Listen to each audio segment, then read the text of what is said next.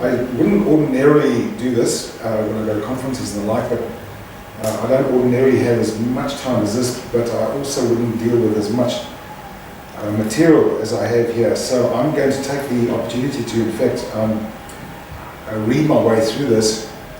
Knowing it's a graveyard session, however, I've planned not a death by PowerPoint, but a pictures by PowerPoint as far as possible, so that there's not, it just astounds me still. I was at a conference recently in Europe, and I went to a session, and the presenter had slides with enormous amounts of text that couldn't be read, pointless really. So I promise that's not going to happen. But I may just need to clarify where I am with my slides from time to time. So should we begin with that one, which may be a familiar sight to some of you. So by way of introduction, let me say that for much of the 20th century, the four-wall classroom was to teaching and education what death and taxes are to life. It offered certainty even when all else was subject to the cliche that the only constant is change.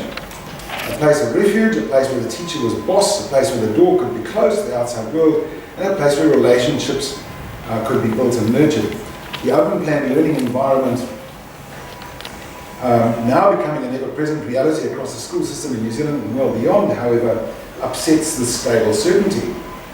So initially, perhaps the term learning environment may have implied or referred to modern, flexible or innovative learning environments, demarcating a break with the traditional four-walled room.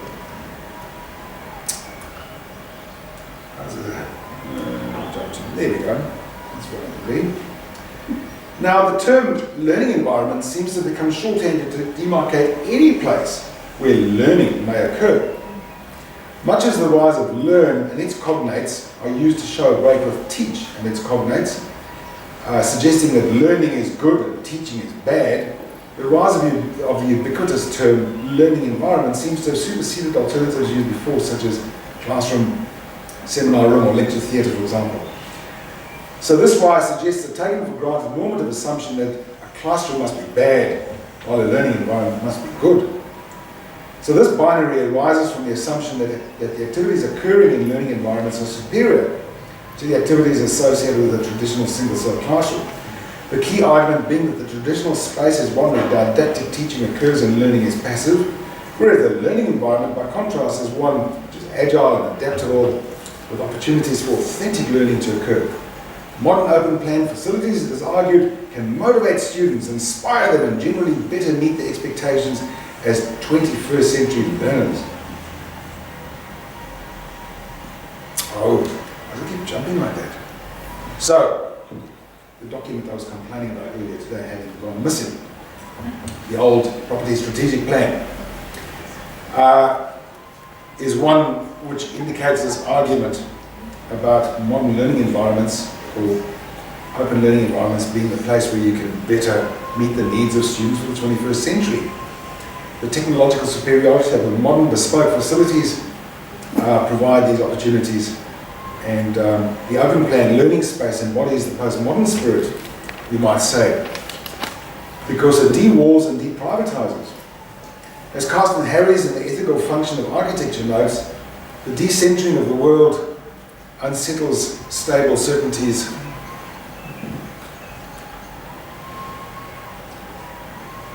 and certainly unwalling of the classroom calls for reorientation. Now, to make sense of what seems to be this imposed chaos and thereby to come to terms with the new reality requires, I think, specific skills and tools. In this presentation today, what I want to do is to suggest how philosophical and theoretical thinking and processes provide those skills and tools. I'll outline the case for thinking, I'll go to that one, for thinking of the relevance of philosophy and theory under the general heading of perturbations and disturbances. Then present examples of three theorists I use in my research. And to provide a context, I will highlight some key findings from my research over the past 6 years, finally suggesting how the ideas of these theorists can be applied to the findings. And I'll see how we go for time. Now, if I can just quickly pass on my apologies to my colleagues and friends who have an interest in feminist research. I accept and hear the critique that my theorists are DWM, that is dead white men, I do, however, want to draw attention to the work of people like Jenny Chartres, who was mentioned earlier by Chris, and I'll make some reference to these theorists a little later. So, perturbations and disturbances. The arrival of flexible learning spaces has certainly caused many to become anxious and has disturbed the comfort of the traditional. But that is not where this part of my presentation is headed, however. The words philosophy and theory, especially when used around educators and other practitioners, are sometimes also deeply troubling to those people. Now, this attitude carries over to research, and I was really quite pleased to hear Chris making reference, however, to theory and theoretical ideas in his own presentation. But generally, there's a remarkable absence of the concepts of philosophy and theory in many contemporary discussions of learning environments, which seem, to my view, to focus too much on building fabric, for instance. A recent 2018 symposium proceedings consisting of 29 presentations, the term philosophy appeared only 9 times, and not once in relation to philosophizing. More promising was the greater use of the term theory, though like its cousin, not frequently in relation to its enactment, but rather with some interesting exceptions. Generally, the theory turns up in the obligatory methods section where researchers feel they have to talk about the theory that's influenced their research process. Personally, for me, a volume like that, interesting contributions are from those who actively seek to not only look through a lens that is philosophical or theoretical, but actually seeks to understand the findings of research in light of the explanatory power of the theory that underpins or frames the research. Now, school property is a subject that very few people in education would get excited about. Indeed, that explains a somewhat baffled response I used to get at New Zealand education conferences before 2016, by which time a few more presenters began to discuss the issue. From the start of my contribution in this area, I've tried to work with philosophical and theoretical notions. So, I guess the question is, what could be some of the arguments for thinking philosophically about educational facilities? I referred earlier to Hurries, who takes seriously the question of the relationship between philosophy and architecture. In particular, he centers this relationship on 2 issues: interpretation and establishing whether there's a way of life valid for our period. Bringing those issues together, Hurries suggests it may be the task of philosophy not only to question the certainties and maps on which daily human existence is based, but to interpret a way of life valid for our period. Applied to architecture, he asks if architecture has the task of interpretation. And despite all the uncertainties, differences, diversity, and decentering of life in all its forms, if there's a way of life valid for our period that architecture interprets. He asks this because for some, architecture may have no more purpose than designing aesthetically pleasing buildings. Are modern school designs simply eye-catching ornaments? Do these designs detract from the real business of schooling and education? Or are these buildings serving deeper purposes? Are they an indication of a changing socio-economic reality? I want to suggest that to even begin raising such questions demands a philosophical orientation. But to not raise these questions will create blind spots preventing us from seeing the full picture. Philosophical work takes many forms, including conceptual analysis, working by looking through the lens of other philosophers, applying logic to argumentation, critiquing arguments, especially those that fail to be logical, and being reflective. Now, teachers are called upon to be reflective about their practice. So that provides a useful starting point. Brookfield, in Becoming a Critically Reflective Teacher, referred to 4 critically reflective lenses teachers need to adopt. One of these is relevant here to philosophical reflection, namely theoretical literature. In other words, Brookfield calls on teachers to read theory and use theory in their reflective practice. And this is no different in the process of reflecting on learning environments. Theory provides a name for phenomena, experiences, and evidence from the field. And here again I'll refer to Chris's presentation, where he was applying theory to the teaching approaches he was seeing in the classroom, in the learning environment. Theory provides an awareness of the contextual nature of educational practice, and critical theory especially places schooling and education in a wider socioeconomic and political context. So, for instance, if the only thinking we do in regard to learning environments is to think about the effects on learning, or their relationship to learning, then discussion is narrowed to the cognitive and the psychological. But if we theorize space philosophically, it is possible to begin thinking about its sociological implications, along with attendant notions of politics, ideology, and surveillance. Staying with the theme of reflection, Brookfield, along with other names, that's in a moment, along with other names such as Dewey, Freire, Idris, Schon, Smythe, and Larrabee, makes the point that critical reflection allows or requires a careful examination of personal assumptions. Freire, as many will recall, spoke of problem-posing education to replace banking education. Critical theorization allows issues or phenomena to be considered as problematic rather than taken for granted. In the process of theorization, our unquestioned assumptions are disturbed. An example is found in my consideration of community involvement and participation in the design and development of ILE schools and flexible learning spaces and the ongoing pedagogical practices in those spaces. What I find is that participation is haphazard, possibly rare, and so I search for ways of explaining the reluctance of the Ministry of Education to allow participation in new builds or rebuilds, or the reason why some, many, or most schools do little to encourage parents to contribute to or contest pedagogical matters. And I'd have to say there's an important exception to what I've just said here, which is in reference to minor communities. Empirical explanations may include that the Ministry of Education policies around establishing new schools prevent collaboration. A reading of leading New Zealand education scholars such as John Codd, Mark Olson, Peter Roberts, and John O'Neill highlights, however, the critical perspective that neoliberal democracies, like New Zealand, seek to ensure order and a settled market. And furthermore, that impulse runs counter to the democratic right people have to protest and intervene. So this example of engagement with theoretical literature is both challenging to researcher assumptions and supports the problematization of the field of study. Critical theorization also enables one to recognize the promotion and development of open, flexible, and innovative learning spaces as a feature of the demands of a globalized knowledge economy that seeks a particular kind of worker.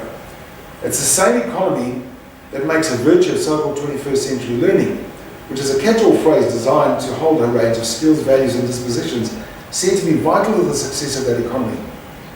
It is that particular imaginary which also promotes the commercialization of education, not only in terms of it being a ready market for a range of products and services, but also in the sense of the school building as a reflection of the imagined 21st century workplace. Theories and philosophy support conceptual frameworks. By approaching the question of learning spaces from a critically informed conceptual perspective, researchers have provided a framework of analysis and interpretation. Not only do the ideas derived from theorists and philosophers enable questions to be raised that would otherwise never get a hearing, but those ideas also provide frameworks for analysis and thinking. Using several thinkers and theories allows the researcher to place these in critical dialogue with the results of research, whether that research is itself conceptual or based on fieldwork. And so turning to my dead white men and reminding you to go and read the work of my friend Jenny Charteris, whom Chris mentioned, or there's work of Doreen Massey and McGregor, if you're looking for an alternative perspective, but one that is in keeping with some of these ideas. So, as it turns out, we have three French thinkers with very difficult to pronounce names who lived across common decades of the 20th century, and that each contributed significantly to us developing a socio-material interpretation of space. And so there we have them, Henri Lefebvre, Michel Foucault, and Michel Desserteau. Now their work was distinctive from one another, but it provides examples of the kinds of theories that can inform the practice of spatial analysis. Lefebvre famously exploded the idea prevalent still in the 20th century that space is just an empty container waiting to be filled with people and artifacts. Instead, as a Marxist, well, he wasn't a very good Marxist, he believed strongly in the concept of production, with society being a prime category. Put together, he argued that space is socially produced. His triadic of spatial practice, representations of space,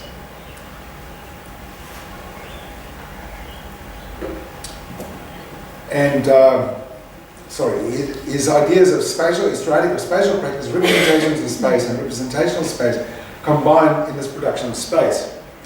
Now these are quite complex ideas to get your head around, but representations of space essentially are the concepts that we have. It's the kind of thing that architects are involved in.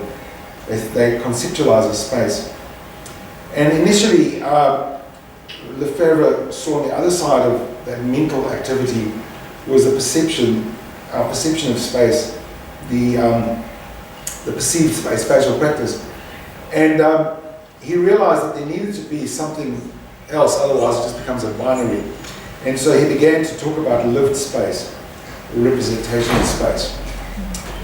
So for Lefebvre, spatiality was political. The conceived space of planners, designers, and bureaucrats is privileged above lived space. The result is uniform buildings aimed at the same goal. Now, arguably, the architects designing educational facilities with whom I've spoken would dispute this and argue that not only are the buildings bespoke, but they are very much geared to placing the inhabitants and users of the built environments at its centre. While Foucault had referred to heterotopic space, I'll focus here on some of his concepts that are relevant to spatiality, namely discourse, power, and discipline. Discourse is not speech, though that could be included. Discourse may refer to policy texts and pronouncements from the Minister of Education. It may refer to the language of learning, Chris was speaking about some of that, used in schools, but also to the practices those discourses are bringing to the fore. It may refer to the key competencies that appear on the walls of classrooms, but also in the way teachers and students make themselves to be the walking spirit of the competencies. You know, when a teacher says to a student, "Are you being purposeful right now?" When purposeful is one of the, competencies of the school, that's, becoming the competency. So Foucault took on a post-structural concern with life on the margins and a decentering of concepts. He therefore moved beyond the Marxist idea of raw power or violent power, or power that's held by one over another. For Foucault, it's possible for us all to have power, albeit exercised in different ways. He thus rejected the idea of power being hierarchical, top-down, and essentially oppressive and violent.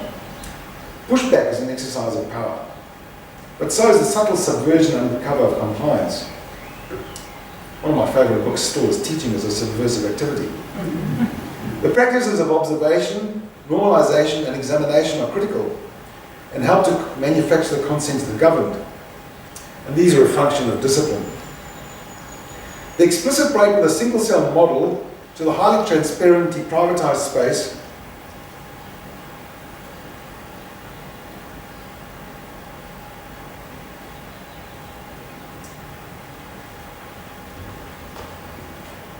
place there. So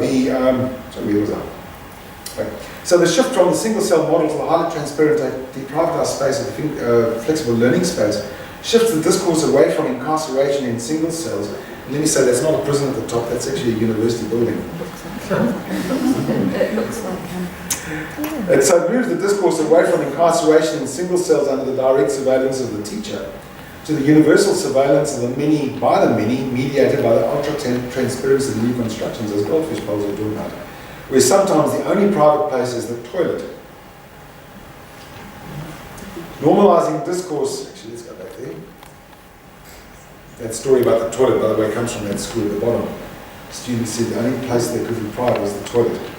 Normalizing discourse dictates that learning is the cardinal purpose of schooling, where the learner at the centre, where the learner is at the centre, yet is really considered what are the effects of this discourse.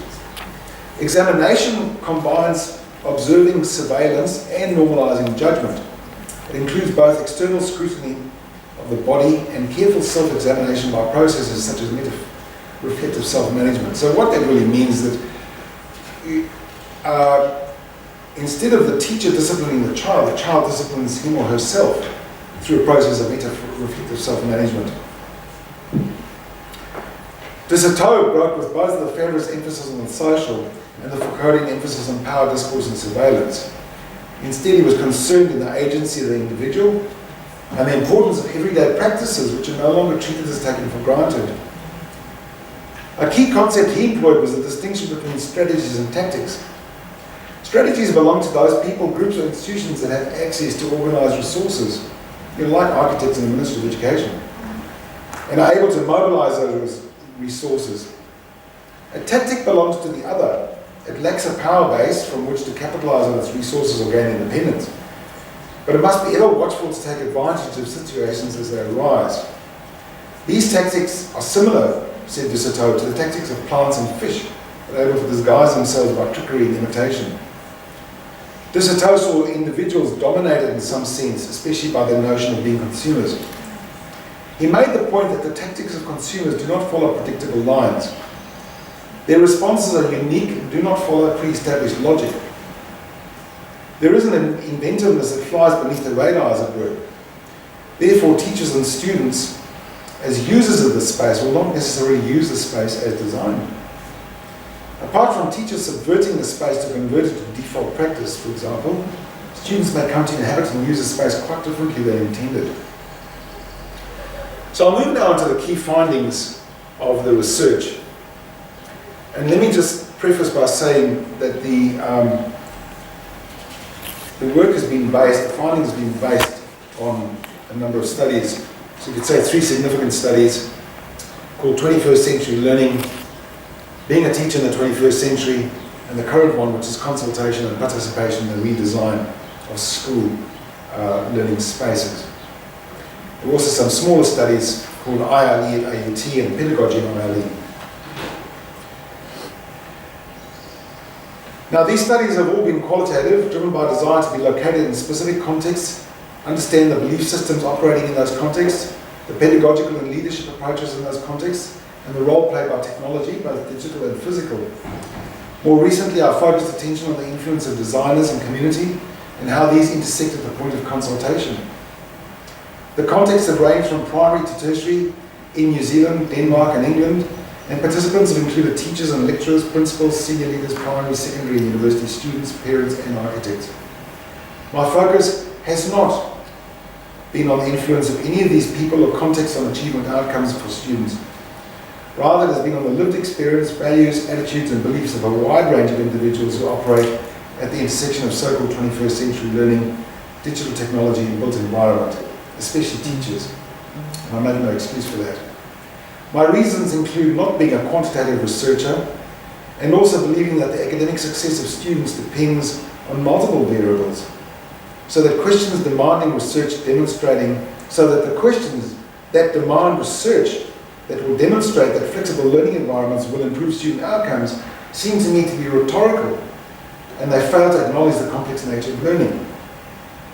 Now, what I have here is a broad brush over the findings to date, and given the constraints of time and space, it's just a snapshot, and it will focus more on the concept of space. And I don't think you're even going to be able to read that, rather than on various other issues such as curriculum, organisation, leadership, learning, and teachers' pedagogy, but these aren't easily separated out. And whilst you're trying to squint at that, I'm just going to quickly grab some water here. Sorry, I forgot them attached. Okay, so at the back you can't read that, I'm taking? Okay. So what I've got there is I've got some findings related to flexible spaces,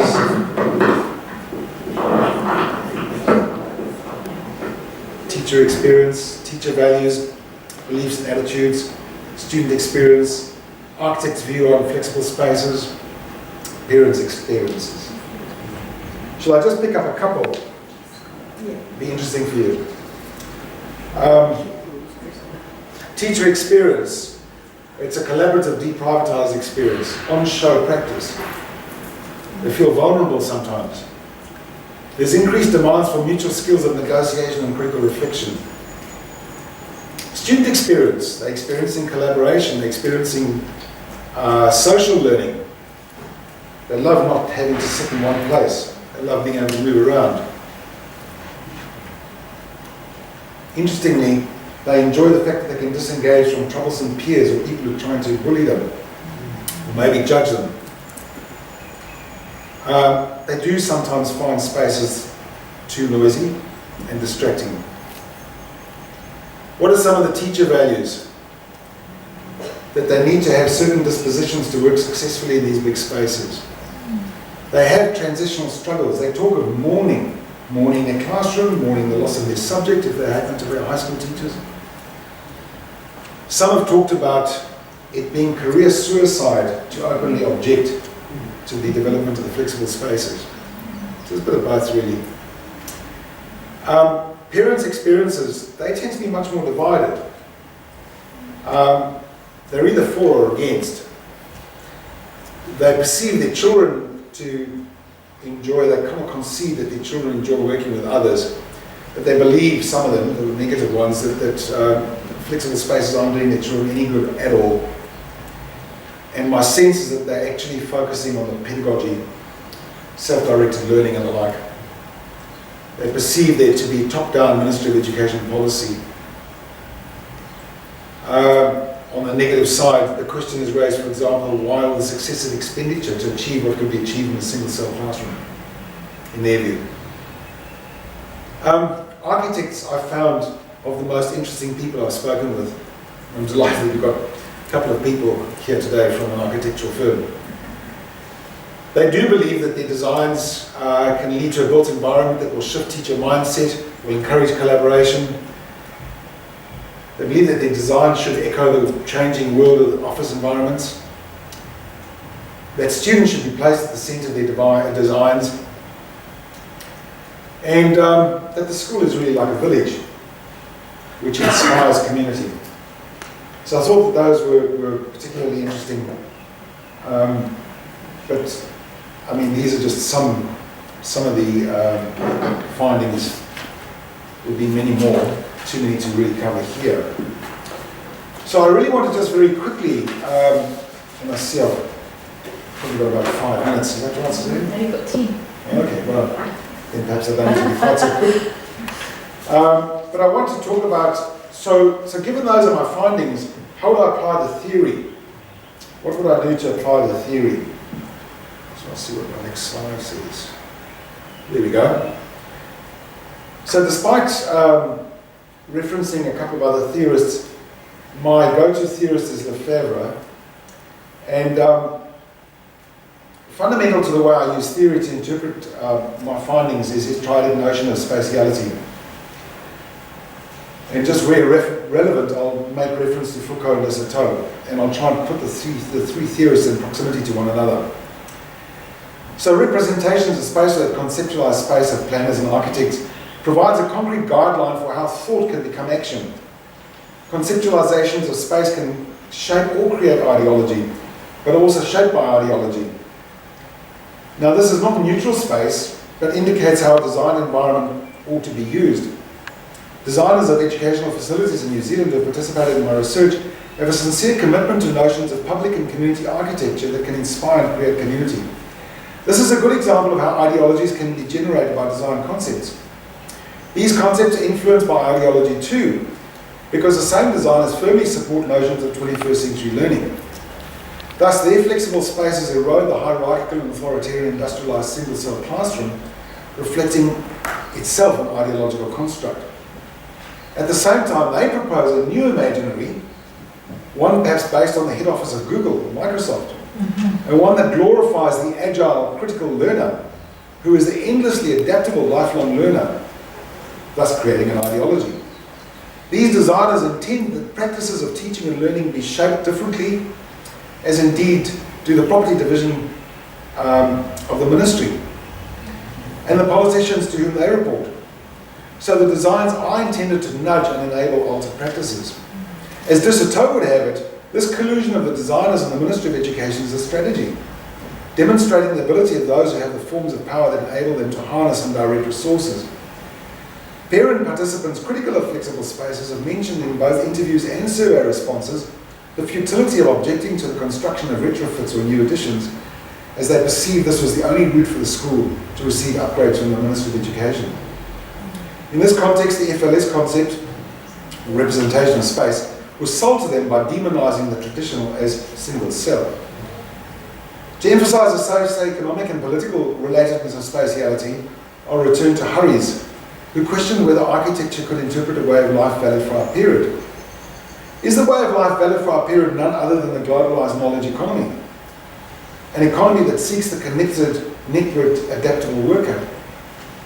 Yet it must be noted that the skills of flexibility and agility are more likely intended to enable young people to cope with a world of underemployment and partial employment rather than full employment. Casualized and short-term contract work is already a reality. Following Foucault then, the discourse of 21st century learning sees students take up subject positions as adaptable lifelong learners. They come to walk the talk, as it were. Not only is the 21st century worker adaptable and critical, but a collaborator too.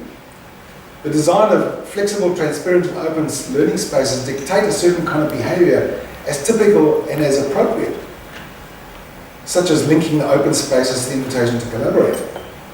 Or, as Chris mentioned, we wouldn't want a colleague in open spaces to be yelling. That's not appropriate behaviour. As one teacher suggested to me, being the teacher of loose groupings of students working collaboratively in her previous traditional school made her the crazy teacher. Now, she said, the crazy teacher would be one who seated her students in rows in a breakout space. So an alternative practice is normalised, and to break from that practice would be instantly observed through the transparent walls that allow permanent surveillance. Just conscious that there we go. Just keeping this on one slide. All right. So the Fragran's representational spaces are the everyday physical spaces that are the lived reality of users and occupants. It may seem counterintuitive, but this is passive space. These spaces may be associated with various symbols, images, art forms, even graffiti.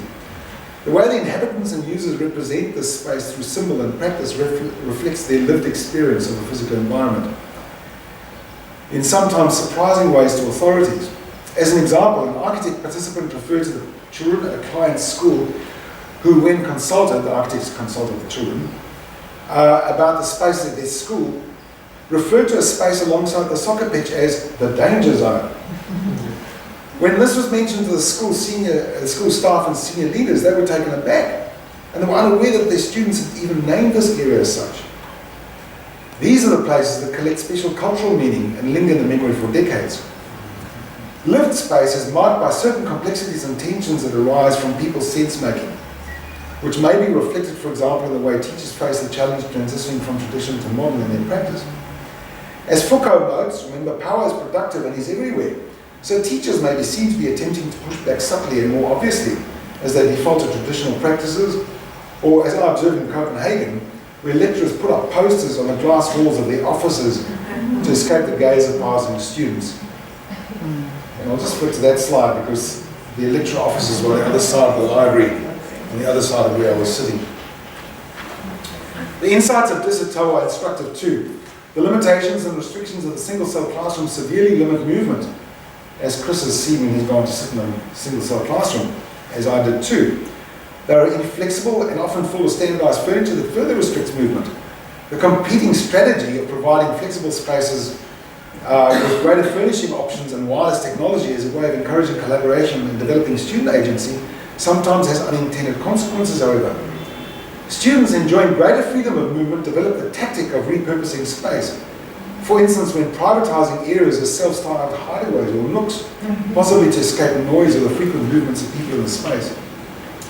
The favour of spatial practice or perceived space overlaps the other two, but especially lived space.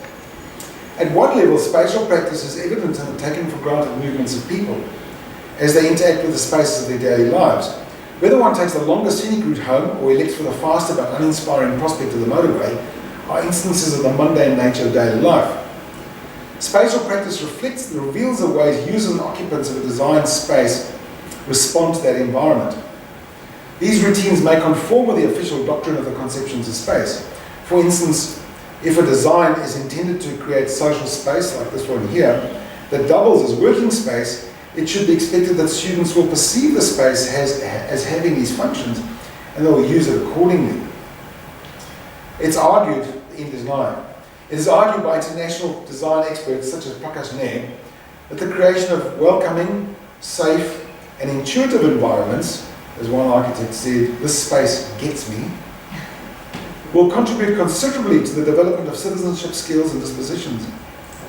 There may be much to be said for releasing students and teachers from the incarceration of single-cell classrooms, but the design of inspiring, bespoke educational facilities alone will not be enough, either to convince the skeptics or to produce model citizens. And what this presentation has suggested is that there are good philosophical and theoretical reasons to avoid assuming otherwise. There's much work to be done yet. That's really done.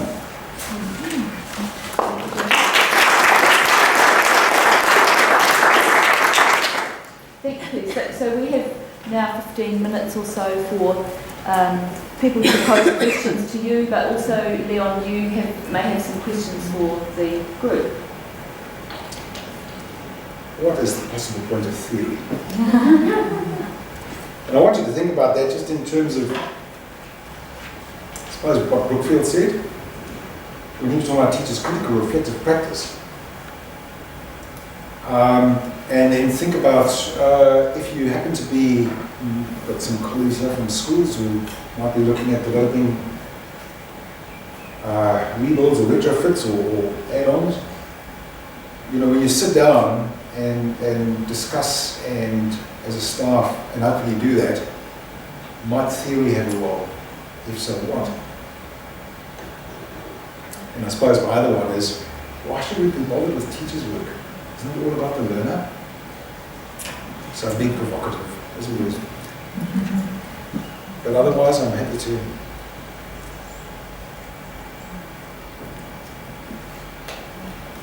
Questions and comments? So I particularly liked how you brought theory into this space. And you pulled on your key theorists, and Foucault I'm familiar with. Then you also mentioned Freire and really looking at his perspective on the change from making education and looking at emancipatory education with critical pedagogy. How do you find from Foucault, as you were saying, you mentioned that it was very much, he rejected the concept of power, it needed to be hierarchical. The work of Freire was very much around emancipating through hierarchical power. How did you find the two sort of? Well, to be fair, I was referencing Freire here more in terms of what it might mean to problematize a phenomenon, like learning environments, let's say. That's the context in which I was using. That being said, I mean, I try to hold all of these people in uneasy tension with each other quite right. And I mean, the thing is, and for those who, for whom this might be a bit esoteric and really not very relevant to their daily lives, I mean, it's just to say that there's just a progression, isn't there? There's a linear progression of ideas. I mean, you've got someone like Lefebvre, who, well, he was one time a member of the Marxist Party, but it was eventually, or it was a communist, but he eventually booted out. He wasn't pure enough, but he still had a whole kind of notion about society and production, right? You know, Foucault moves on from that. Descartes moves on from that. So they might have, and as indeed so many post-structuralists do, they have a foot in the Marxist kind of way of thinking to begin with, but they move on from that, and it's developmental. So I think there are insights we can take from all these people, all these theorists, and if I'm working with students who are interested in developing their theoretical understandings, I encourage them to try and hold these different theorists in dialogue with each other, because they do represent a progression. I don't see them as necessarily having to be in competition. I was interested in ideas of power and teaching, say, collaboration and cooperation. Do you think more surveillance, less power? What are your thoughts about that? Thinking about perhaps Foucault's surveillance and power and... Well, I mean, I suppose Foucault would look at our learning environments and he'd say, well, I mean, one of the slides I had, which I removed, was a slide showing the panopticon. That's what I was thinking. In one way, in some ways, teachers are less empowered, or are they empowered? Where are we thinking about that? I mean, so the it looks like. Yeah. So I mean, you know, Foucault's panopticon was really thinking about single cells. So that's where it becomes contradictory, and I thought I wouldn't include it because it would just become confusing. I mean, the panopticon, Bentham's panopticon actually, but Foucault picked up the model, was this idea that there could be 360 kind of vision of the prisoners in their single cells. And in a way that top, apart from it looking like a cell block, I mean, that was in fact the progression that the department or the Faculty of Humanities at Copenhagen University progressed from that to this. But it was interesting because the consulting architect there, could not get, much as he tried, could not get the lecturers to agree to having flexible learning spaces. So the learning spaces are still pretty much single cell classrooms. Not, I'd have to say, dissimilar to the new ME block at AUT's South Campus, beautiful new building, yet we've got big single cell classrooms in there. Designed, I'd have to say, by, yes, one of my participants who has designed many of the schools you're familiar with. So, you know, it's kind of interesting, and there's power there, there's pushback against that surveillance. And the reason there that the flexible spaces weren't brought into the teaching realm was because of the pushback from the lecturers. So the pushback was power in action. The lecturers refused to go that far. So this is as far as the architect could get, was designing this kind of big open social space here, and then this much trimmed back library, and the lecturers' offices on the other side. You can sort of see their glass walls. And Monash has got a kind of similar scenario as well, with their offices in their new building, Monash University over in Australia.